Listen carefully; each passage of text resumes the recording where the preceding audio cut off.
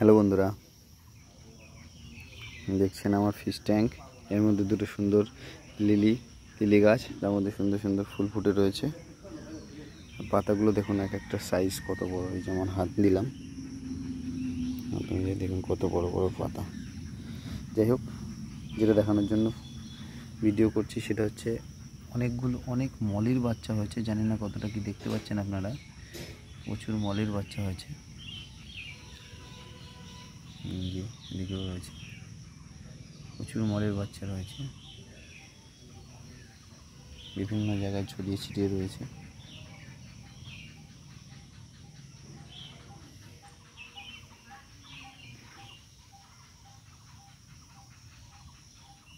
এর মধ্যে মলি আর গোল্ডফিশ আছে। বড় জায়গা বলে মলি আর গোল্ডফিশ একসঙ্গে রেখেছি, নাহলে মলি আর গোল্ডফিশ এক জায়গায় রাখতে নেই। যাই হোক, আর এদিকে কচুরিপানা, ওদিকে কচুরিপানা একটা বর্ডার মতন করে দিয়েছি, যাতে জল ছাপিয়ে গেলে মাছগুলো লাফিয়ে না যেতে পারে।